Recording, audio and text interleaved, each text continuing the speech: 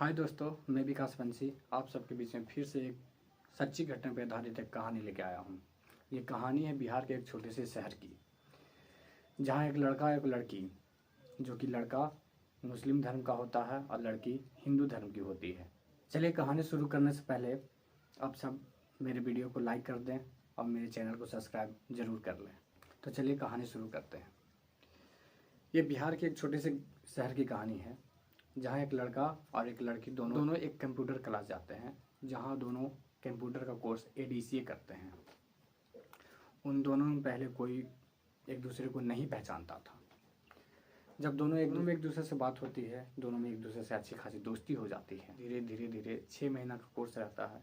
करीबन 15 से 20 दिन बीतने के बाद जब दोनों का दोस्ती प्यार में बदलता जाता है, तो एक दिन वो लड़का, जो कि मुस्लिम धर्म का होता है, उसका नाम राज होता है, और लड़की जो कि हिंदू धर्म की होती है, उसका नाम प्रिया होता है। दोनों का घर भी एक दूसरे से करीबन 1 से 1.5 किलोमीटर की दूरी पे डिस्टेंस पे था। एक दिन वो लड़का उस लड़की से उसका नंबर मांगता है क्लास में ही। तो वो लड़की कहती है कि नहीं, मेरे पास मोबाइल नहीं रहता है, मैं मोबाइल नहीं यूज करती हूँ। कि अच्छा चलो ठीक है, कोई बात नहीं, मैं अपना नंबर तुमको दे देता हूँ, तुम्हारे घर में किसी के भी मोबाइल से मेरे पास जब मन करे जब कॉल कर सकती हो। लड़की उससे नंबर ले लेती है और लेने के बाद क्लास ख़त्म होने के बाद दोनों घर चले जाते हैं। कुछ दिन बीतने के बाद 1-2 दिन के बाद लड़की अपनी मम्मी के मोबाइल से उसके पास कॉल करती है। दोनों में ढेर सारी बातें होती है, प्यार बढ़ता जाता है। लेकिन प्रॉब्लम तो है, क्योंकि लड़का मुस्लिम धर्म का है, लड़की हिंदू धर्म की है। लड़की अपने फ्रेंड लोग से भी बताती है कि मैं उस लड़के को पसंद करती हूँ। धीरे धीरे उन दोनों की बातें पूरे क्लास को पता चल जाता है कि ये दोनों एक दूसरे से प्यार करते हैं। ऐसा ही धीरे धीरे चलता जाता है।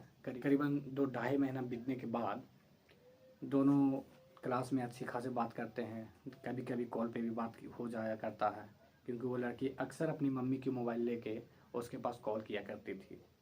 दोनों में काफ़ी बातें होती थी।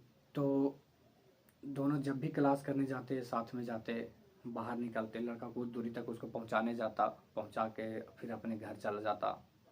लड़की को भी काफ़ी अच्छा लग रहा था, दोनों में प्यार आगे बढ़ चुका था। लड़का फिर एक दिन क्या करता है कि एक छोटा सा मोबाइल, जो कि चाइनीज़ का मोबाइल बिकता है, एक छोटा सा मोबाइल 1000 रुपये का फ्लिपकार्ट से ऑर्डर करता है और अपने ही नाम पर एक नया सिम लेता है और उस सिम को उस मोबाइल में डाल के उस लड़की को देता है। बोलता है कि लो, ये मोबाइल रखो और इस मोबाइल से ही तुम अब मेरे पास कॉल करना, और मैं भी इस पर कभी कभी कॉल कर लिया करूँगा। तो लड़की चुपचाप वो मोबाइल ले लेती है और खुशी खुशी घर चली जाती है। दोनों में काफ़ी प्यार हो जाता है। दोनों एक दूसरे से अच्छे खासे टाइम भी बिताते हैं, बातें होती है, क्लास भी होता है। धीरे धीरे करके लड़की के माँ को पता चल जाता है कि मेरी बेटी किसी से बात कर रही है। एक दिन की बात है कि लड़की छत पे जाके बात कर रही थी और नीचे से उसकी माँ ऊपर गई किसी काम से। माँ ने उसको देख लिया किसी से बात करते हुए, उसके हाथ में मोबाइल पकड़ा गया। तो माँ ने उसे पूछा, उसे डांटा, बोला कि किससे बात कर रही हो, कहाँ से मोबाइल आया। तो लड़की डरते डरते सारी कहानी बता देती है कि माँ, मैं किसी से प्यार करती हूँ, उसने ही मुझे मोबाइल दिया है और वो ही इसका रिचार्ज भी कराता था। तो माँ उसको बहुत बोलती है कि अभी पढ़ने लिखने का उम्र है, अभी तुमको ये सब अच्छा नहीं है, अभी पढ़ो लिखो, कुछ करो, उसके बाद कुछ करना। लेकिन तब तक लड़की माँ को ये नहीं बताती है कि लड़का मुस्लिम धर्म का है। फिर भी माँ बहुत डांटती है, मोबाइल छीन लेती है और उसको बोलती है कि नहीं, तुम ये सब काम नहीं करोगी, नहीं तो फिर मैं तुम्हारा क्लास भी बंद कर दूँगी। फिर भी लड़की, जब प्यार होने के बाद कहाँ कोई किसी का सुनता है। लड़का उसके पास कॉल कर करके परेशान हो जाता है कि कॉल नहीं लग रहा, क्योंकि उसकी माँ उसका मोबाइल लेके स्विच ऑफ कर देती है। फिर दोनों जब क्लास में मिलते हैं तो लड़की सारी कहानी बताती है कि ऐसे ऐसे मेरे साथ हुआ। तो लड़का कहता है कि चलो कोई बात नहीं, मैं तुम्हें दूसरा मोबाइल खरीद के दे दूँगा। लड़की बोलती है ठीक है। दोनों एक दूसरे के साथ क्लास करने के बाद होटल में भी जाते हैं, रेस्टोरेंट में, वहाँ जाके कुछ खाते हैं, पीते हैं, एक दूसरे के साथ अच्छा टाइम बिताते हैं। कभी कभी तो ऐसा भी होता है कि क्लास के टाइम से निकलती हैं और दोनों किसी होटल में जाके 2 घंटा बिताती हैं, क्लास नहीं जाती हैं और वही टाइम से दोनों घर चले जाते हैं।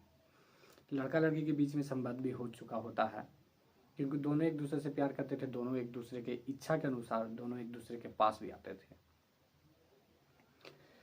फिर धीरे धीरे आगे चल के जब पता चलता है, उसकी एक सहेली, उसकी बगल की ही सहेली थी, जिसको भी पता चलता है कि प्रिया नाम की लड़की जो है किसी मुस्लिम लड़का से बात करती है, प्यार करती है।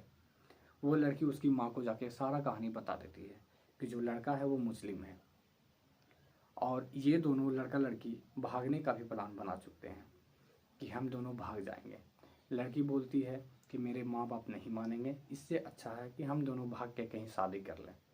लड़का भी राजी हो जाता है। उसकी सहेलियों को जब ये पता चलता है तो उसकी एक सहेली उसकी माँ को सारी कहानी बता देती है कि ये दोनों का भागने का प्लान है। लड़की की माँ अपने पति से सारा कहानी बताती है कि ऐसा ऐसा चल रहा है, अगर इस पर अभी लगाम नहीं लगाया गया तो कल के डेट में ये लड़की भाग जाएगी और हम सब किसी को अपना शक्ल दिखाने काबिल नहीं रह जाएंगे। जो लड़की की माँ और पिता होते हैं एक दिन लड़की को बहुत मारते हैं, बहुत मारते हैं। बोलते हैं कि ये गलत है, वो मुस्लिम धड़ का लड़का है, उससे तुम्हारा शादी नहीं हो सकता है। लेकिन लड़की अपनी जिद पर अड़ी रहती है। बहुत मार खाने के बाद भी वो लड़की कहती है कि मैं जब भी शादी करूँगी इसी से करूँगी। लड़की के माँ बाप जब दोनों उससे परेशान हो जाते हैं कि लड़की हाथ से निकल गई है, अब ये लड़की हम दोनों का बात नहीं मानने वाली। फिर धीरे धीरे कुछ दिनों बीतने के बाद एक दिन लड़की की माँ लड़की से बोलती है कि चलो हम लोग गंगा नहाने जा रहे हैं और तुम भी चलोगी साथ में। तो लड़की बोलती है कि ठीक है माँ, लेकिन वो उस लड़के से कॉल करके पूछती है पहले कि माँ मेरी ऐसे ऐसे बोल रही है, क्या मैं गंगा नहाने जाऊँ? तो वो लड़का बोलता है जाओ, अच्छी बात है कि मम्मी पापा कहीं तुमको घुमाने के लिए ले जा रहे हैं। लड़की खुशी खुशी तैयार होती है, अच्छे अच्छे कपड़े पहनती है और खुशी खुशी अपने माता पिता के साथ चली जाती है। जाने के बाद वहाँ लड़की नहाते नहाते डूब जाती है और डूब के मर जाती है। अब हकीकत क्या है ये तो भाई भगवान जाने, लेकिन लड़की नहाने जाती है और लड़की डूब के मर जाती है। कुछ लोग का कहना है कि लड़की को उसके माता पिता ने ही डुबा के मार दिया। कुछ लोग का कहना है कि लड़की खुद डूब के मर गई क्योंकि उसको तैरना नहीं आता था, उसको स्विमिंग करना नहीं आता था, इसलिए वो डूब के मर गई। लेकिन कुछ लोग का कहना है कि नहीं, माता पिता ने ही उसे डुबो कर मार डाला।